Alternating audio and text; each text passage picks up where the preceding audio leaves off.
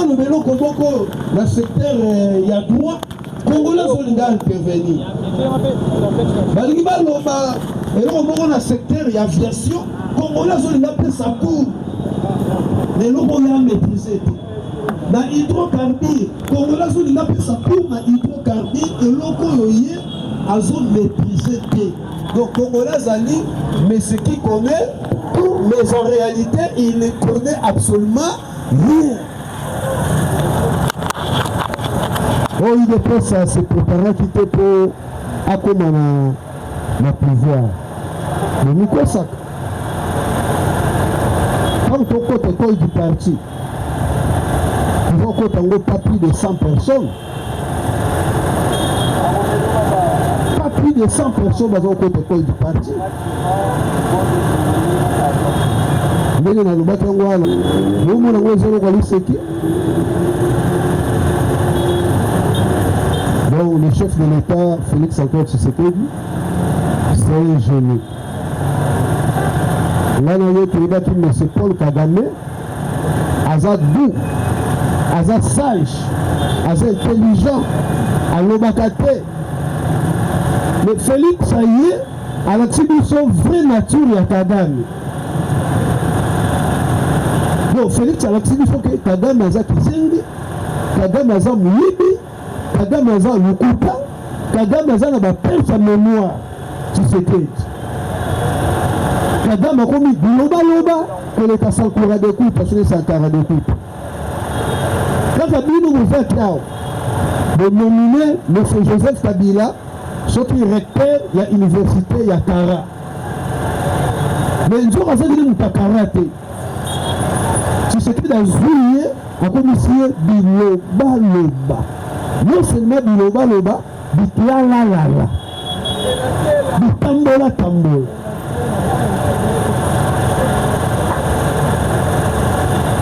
Ce qui Félix Azaki na Venezuela, ce qui Félix Azaki na Cuba, ce qui Azaki na Gabon, na Niger, na évité. Mais dans le Bissau, nous avons dans le Bissau.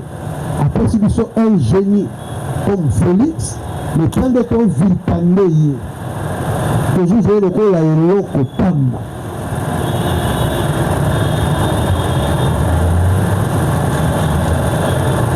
On dit qu'au monde c'est l'autre, ils ont un problème. Bungi sango sikolo.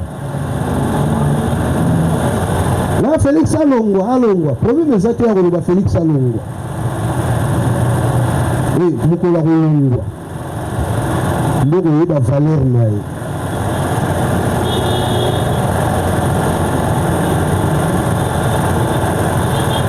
Ok, question et critique. Vous avez un tour na yo, vous avez une critique na yo, poser question na yo. Présenter un petit dialogue.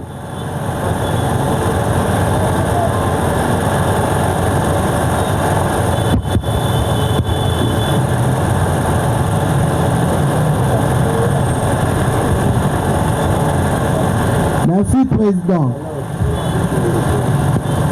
Nazotunabou. Mais bakatakatanga bakatisi mitelo na bango na lac Tanganyika. Baburi pe bantukuna na ba far desi ezoye ba bango elo na bango mais le bana tini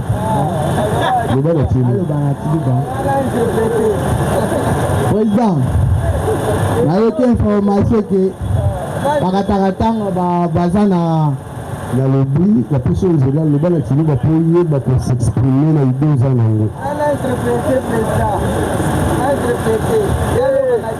oui, peut tu le na yebi pour le baïdé le bien le bas le président bantu batu kokatana mulo mani mbenza kafaka mulo mani bangu sebe ya bantu milisa ya boy misambuka badi mulo mani chinchi di bakeba mulo mani. Ok.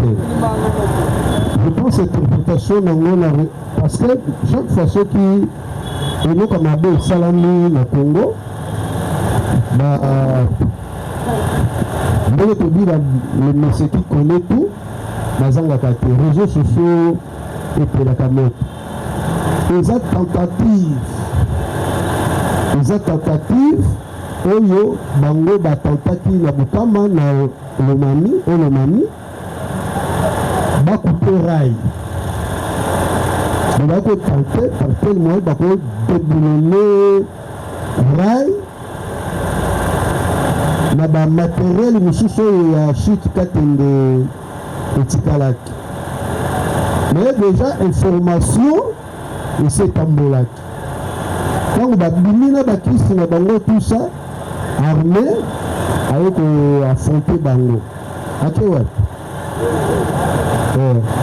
armée aye ozokalingala bien armée aye koaffronte bango nde sur le champ 8 bakufaki na kisi na bango katakatanga fardc misato bazwi masasi na 4 population bacivile 1000 oyo affrontement ekutaki bango na rai wana 4 population mpe bazwi masasi donc c'était comme ça baaki na tentative ya kodébulone rai ndenge bango balinga te ke bainstrument wana etikali ekende na chute ya katende donc c'était comme ça bakatakatanga wana basurnement bango bamaimai zulu donc bamaimai zulu baza différent na katakatanga baza na groupe na bango mpe maimai zulu bacreye mpe oyo bango maimai zulu donc c'était comme ça mais bazaki neutraliser rapidement avant basala action na bango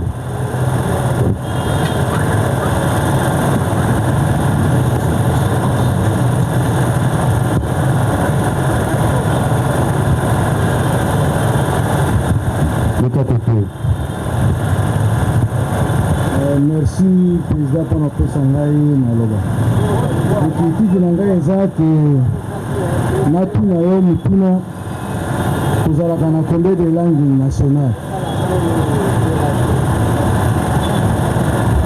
langue nationale boye wana dialecte wana badialecte plus de 450 mais oyo badopta comme langue nationale oyo koloba na Congo mobimba nde bazwi nini bazwi lingala Congo Swahili Kiluba bayo bakisela biso français bon nasepeli na eyanana o ndenge oyi président omoni ke ndeko atuni mituna awa mais d'après ngai tozalaka na 4 langue régionale ezalaka nationale te po soki natuni boye eza mpo ete so toza na 4 langue nationale mpona nini na chaque province nyonso batangisaka balangue wana te lokola na Kinshasa bazwi par exemple ke 1 heure soit ya lendi tokotangisa langue ya tokotangisa Chiluba pendant 1 heure du temps bon lokola mpe kote na province orientale kuna mpe 1 heure bakotangisa mpe Chiluba omoni ke mpo motu nyonso ata soki akei sipozo lokola ngai naza moto ya province orientale nakei na Kasai so moto aza koloba Chiluba nakoyoka omoni ke d'après nga namonaka tozali na 4 langue régionale ezalaka nationale te ifo sikoyo batangisa balangue wana na république démocratique du Congo mobimba mpo motu mosusu soki akomi na province mosusu amitungisama te wana ezali selonga ndenge nazomona ok likanisi no mpe eza mabe te raisonnement no mpe eza mabe te ntango balobaka langue nationale eza ndenge ezoloba teke na langue régionale parce que soki ezoloti na Kasai tout Kasaye n'est pas Luba tout Kasaye n'est pas Luba Luba nde ezosala lokola edomine na Kasai mais ese domine le Kasaye nyonso eza Luba te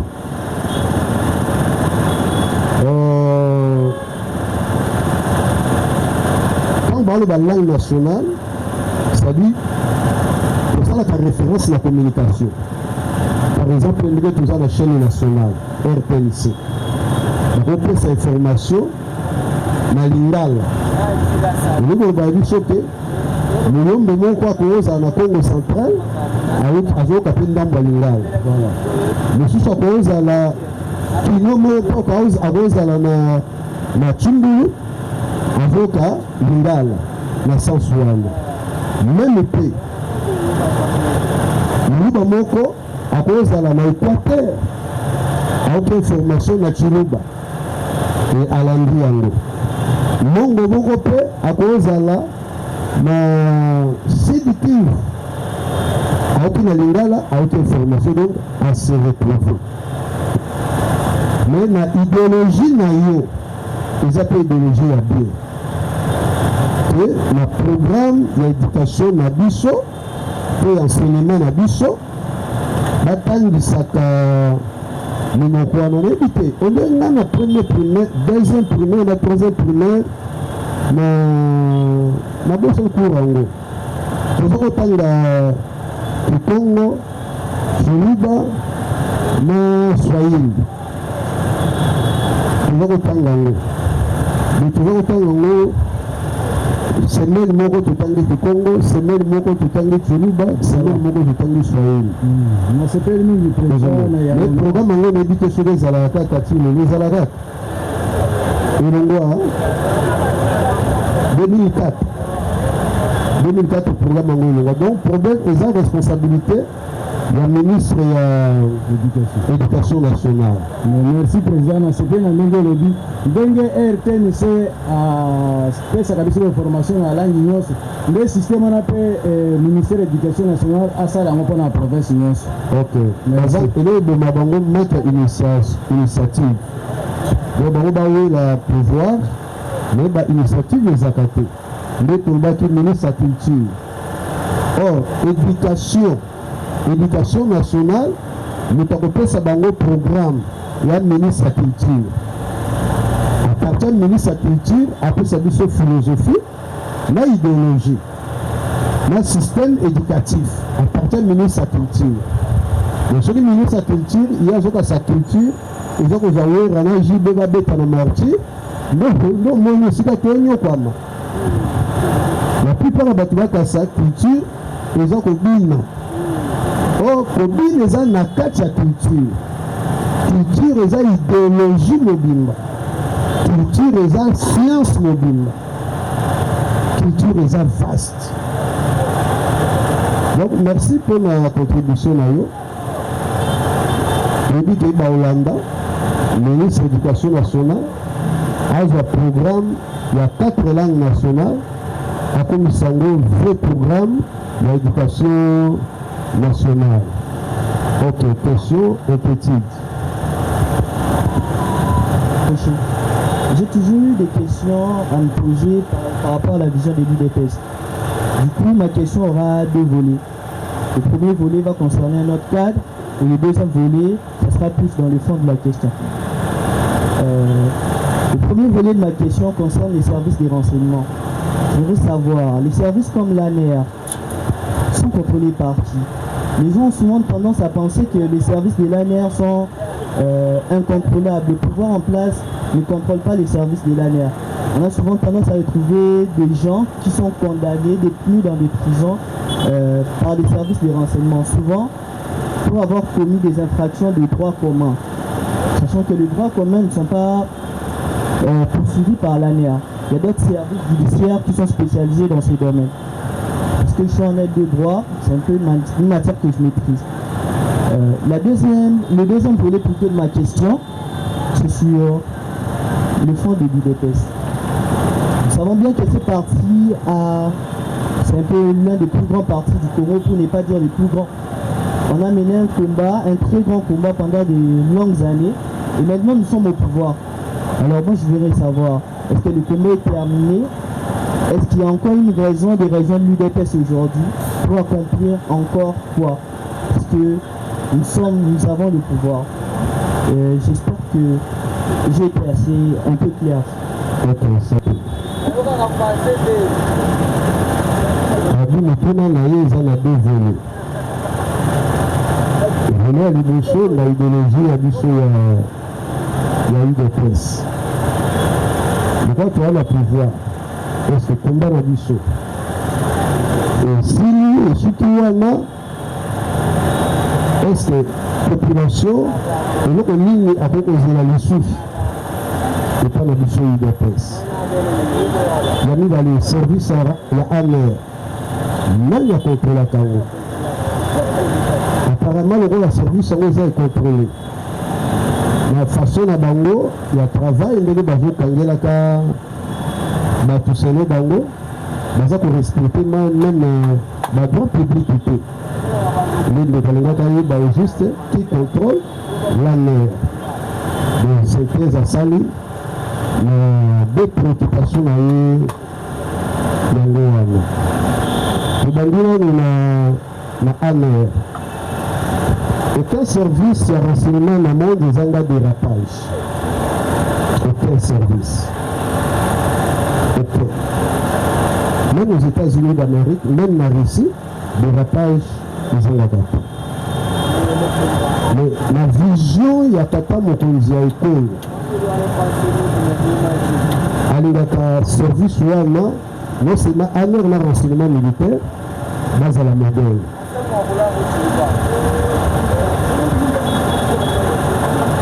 Je pense que l'inquiétude, la préoccupation, il y a droit public. Mais ce qu'on va te donner, définir mal le droit public.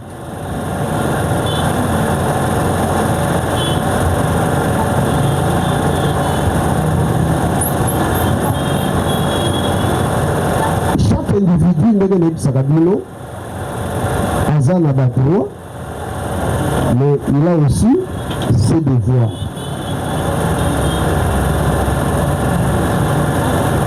Les Congolais ne sont pas dans le droit. Le gouvernement, l'État congolais a respecté yango. Mais nous sommes peut-être dans le devoir. Prenez l'exemple. Nous avons le droit de défendre la République. Nous avons le droit de critiquer le régime. C'est ton droit. De critiquer le régime. De critiquer le service. De critiquer l'autorité. Mais la place à critique. Dans ce cas, on a les Congolais est belé que fait chacun. La place à critique, tu vas préférer agir, n'a que toucher ma vie privée. Il y a battu. De ce qu'on a en ce moment, le service compétent, il y a donc il y a ici, Azan a droit. Prenons l'exemple, j'ai suivi ce matin une émission de la chaîne chez Bissot. Chez Bissot, la seule émission de Bayambaka Bato, par exemple, Ngai, na été funda yo na chaîne nango babengi yo bakosi yo toana produit moko botongi totekela yo tout ça ntango yo ye caméra direct ntango yo ye alors sikoyo nakomona bababizo bosati tosala na yo filme soyo koka kozala surprise oza na chaîne na plateau ya télévision bizoba na nga na ye tosala nga na bimisango na télévision mais ici madame Gabi mais biloko soki oyelinga eza mpona eza mbongo ozomona même bacaméra caché soki bazwi po ozaka ndenge molière asalaka elongi na yo baprésente yango na média sans consentiment na yo c'est une infraction. Même émission non avant à la télévision. Il faut tout dans l'âme. Pourquoi on est ça? Il faut trouver ça. Parce qu'on a battu de l'air, il y a qu'à lui poser que soit habité et caméra. Petit paquet libre. Aujourd'hui, les petits garçons, de le faire tant qu'à maîtrisable. le monsieur là c'est un génie. Ce qu'on va s'ajouter au débat que l'on a été. Mamoutou naye, à cause de 15 conteneurs, il y a des mots difficiles. Mais quand on a le banayo, avec les jurés, avait utilisé des mots graves, des mots difficiles, pardon. Mais quand on a l'endé, il y a des services, il y a des termes soit utilisés. Utilisés dans bêtise, mais la plateau, la télévision, même journaliste a ébattu que tu peux pas jouer la bêtise. Ça, à partir il y a bilo qu'on y a ça, bah sélectionner yango. On va écouter laisser la signification. Au lieu de le battre dans monsieur Boy. Par la signification yango. Par la, il y a présenter d'excuses. Présenter d'excuses. Parce que on les a sous-sous, va violer droit n'a été. Mais plutôt il est à offenser un autre citoyen congolais. Mais il y a un rôle là, à droit n'a été, ils ont liberté d'expression, tout ça. Non. C'était dans ce sens que Munga Kamingi, ma droit n'a biso. Et si quand on a droit n'a pas souki, mais si quand droit n'a et bandit. Chaque individu a une parcelle d'autorité naïe, na limite à parcelle d'autorité naïe. Là, souci de nous à nini, na meka ko checker le programme, il y a des écoles mingi journalistes. Ah, on a des centres mingi journalistes. Mais comment on a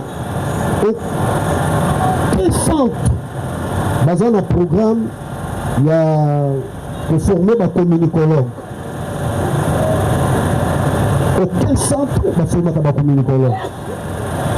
Va former des communicateurs. Va former des journalistes. Va former des présentateurs d'une émission. Va former des animateurs. Mais va former des communicologues. Or, un communicologue, il veut l'expliquer à quoi comme un journaliste. Communicateur, présentateur d'une émission, animateur d'une émission, tout ça. Alors, le principe communicationnel. Il ne peut jamais devenir un communicologue sans maîtriser le principe de la communication.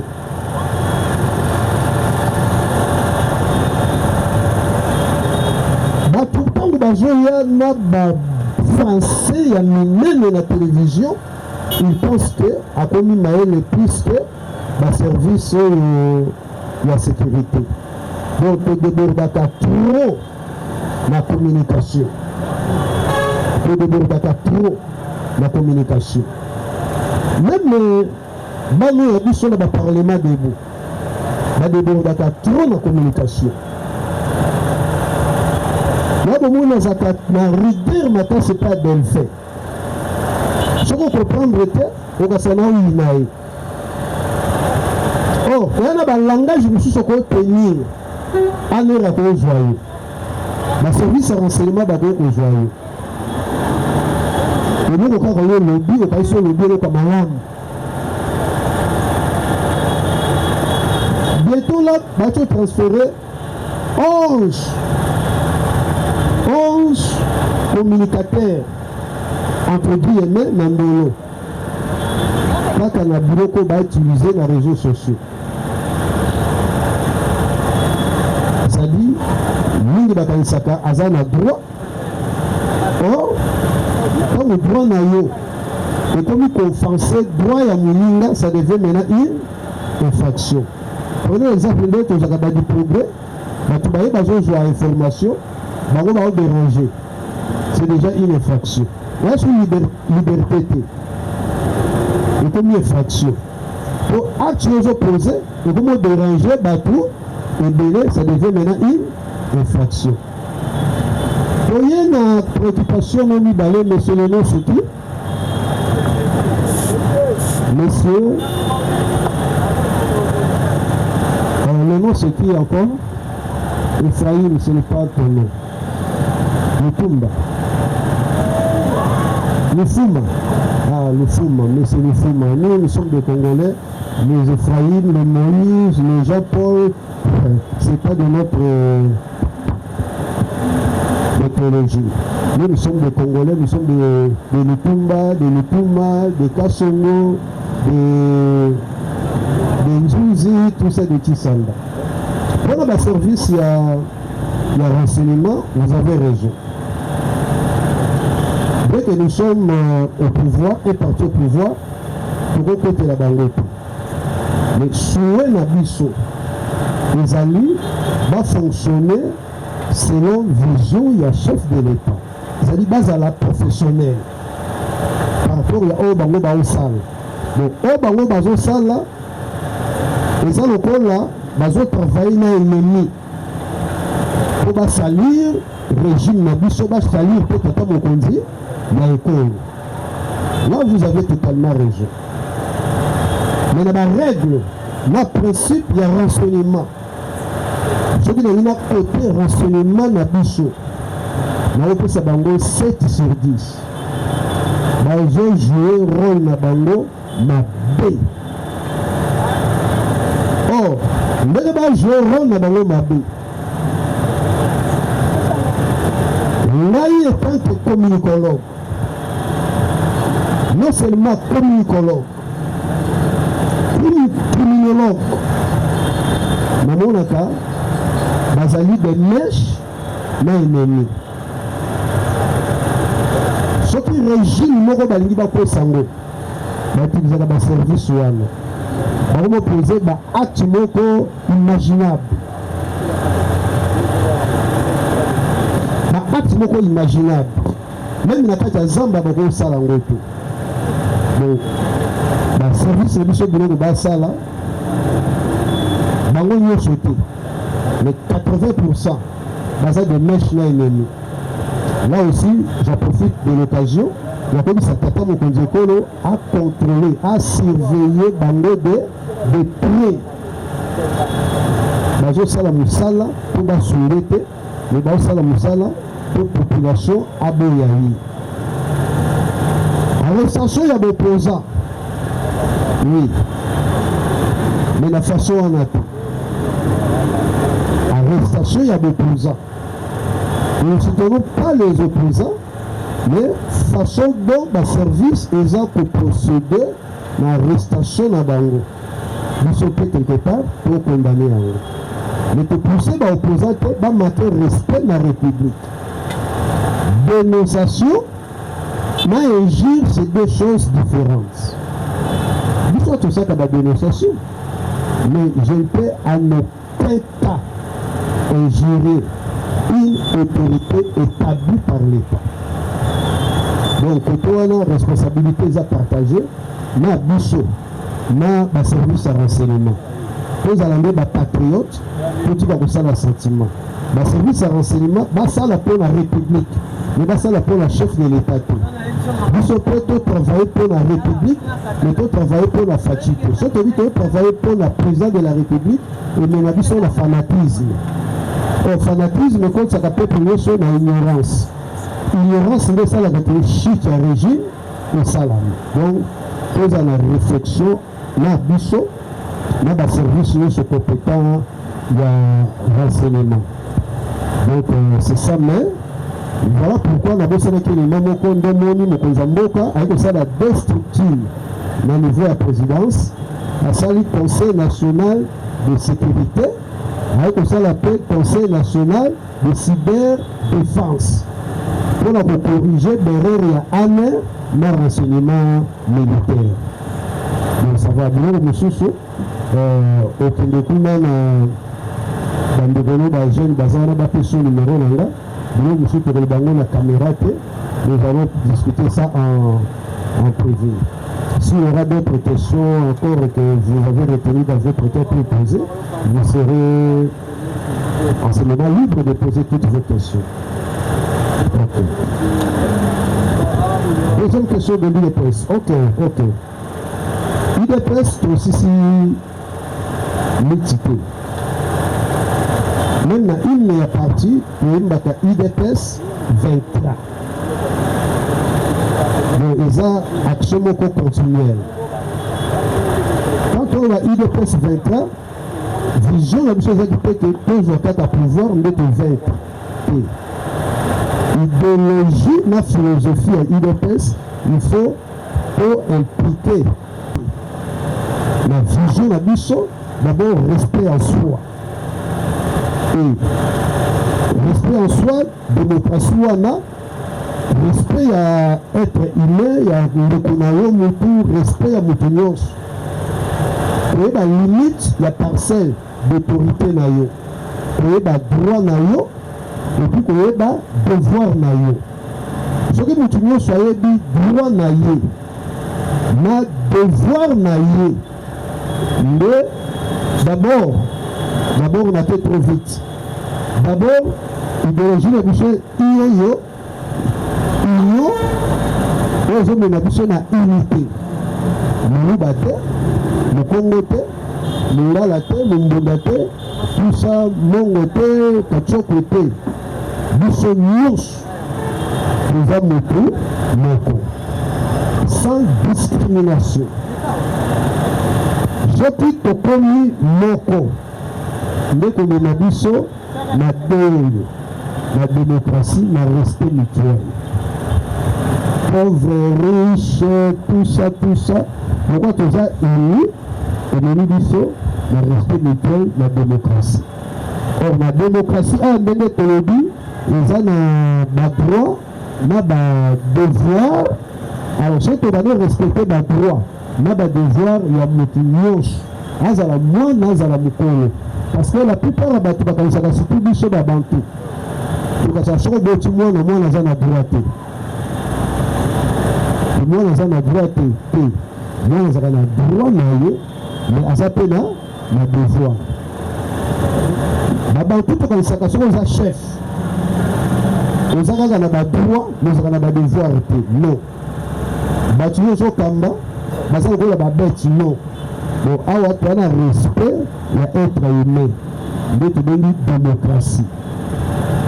So na démocratie nde toza koyeba balimite ya parcelle d'autorité oye komenga biso na paix. Paix, c'est le progrès. Jamais tokoki kovivre progrès na vie na biso sans unité, sans démocratie. Sans unité, sans démocratie, progrès, et yato. Pourquoi mingi na terme ki mingi awa na doyo na démocratie et ça ba devoir na ba droit. Droit ezali oya sali il faut azwa le foot. Autrement mingi na zoka ba enseigner ya chopo celui chopa ba sali 3 mois impayé. Non. Il faut azwa 3 mois impayé, à vivre 3 mois impayé, mais azwa progrès et ça tout. Parce que nous souhaitons combattre la unité, nous sommes union sacrée, et il y a un respect mutuel. La démocratie qui permet de nous souhaiter la lettre P, la progrès. Progrès, c'est le progrès d'un individu. Progrès social. Or, social, c'est ça qui englobe un peuple, une nation.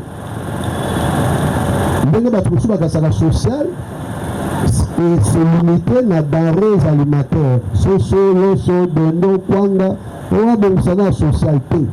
Na kati ya social oyo eza na ensemble ya peuple, na ensemble ya citoyen. Na kati ya social toza na infrastructure, na kati ya social toza na route, na kati ya social toza na éducation, na kati ya social toza na santé, na kati ya social tozali na science, na kati ya social nous avons tout na kati ya social.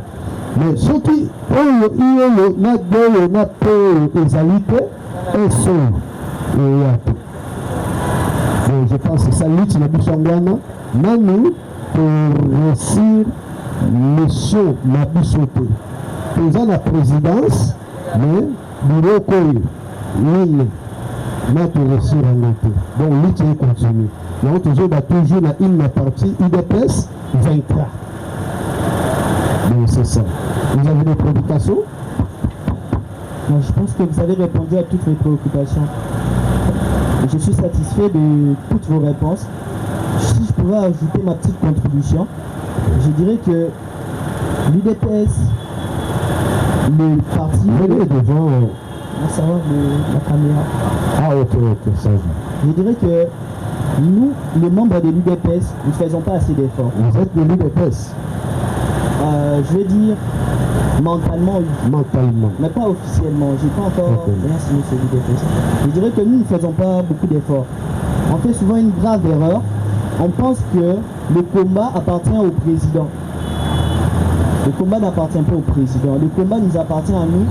Nous-mêmes, en tant que peuple, en tant que population, c'est nous-mêmes qui devons revendiquer toute la vision qui a été promue par l'initiateur même de cette vision, le feu Étienne Tshisekedi. C'est nous-mêmes qui devons nous lever. Nous ne devons pas tout laisser au chef de l'État. Nous devons comprendre que le pays n'appartient pas au chef de l'État. Le pays nous appartient à nous, le peuple. C'est à nous de venir, de marcher, parce qu'on a remarqué qu'actuellement, l'UDPS ne revendique plus rien. C'est pas parce que nous sommes au pouvoir que nous n'avons plus le droit de marcher pour revendiquer une quelconque préoccupation. L'UDPS doit toujours continuer ses marches. L'UDPS doit toujours continuer à faire entendre sa voix. J'espère que quand je parle, je suis quand même assez audible, les gens m'entendent. Je veux que le peuple, nous, les membres, nous reprenons le fardeau que nous avons avant. C'est pas parce que nous sommes au pouvoir que nous devons nous affaiblir, que nous serons au pouvoir, que nous ne serons pas au pouvoir. Nous devons continuer à marcher, à revendiquer quand quelque chose ne marche pas, à demander, continuer à demander des réaménagements, des réajustements, toujours parce que nous devons garder la même idéologie pour toujours. L'UDPS n'appartient pas qu'au chef de l'État, l'UDPS nous appartient à tous.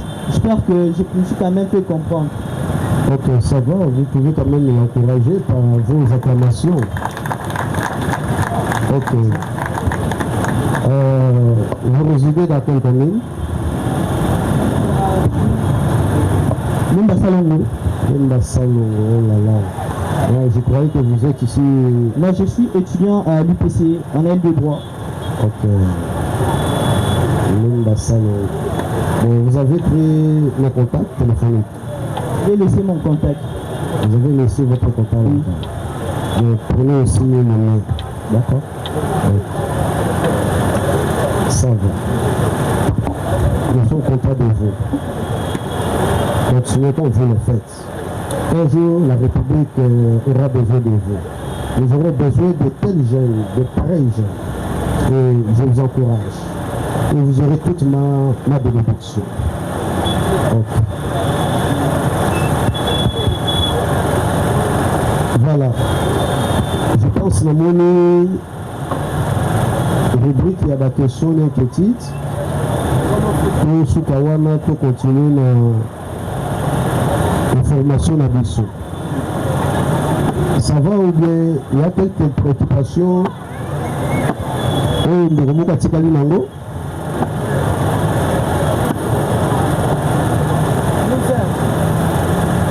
Oui, c'est le Bami à Wate. Nous, c'est le Bami. Et le Bami n'a pas le PC micro.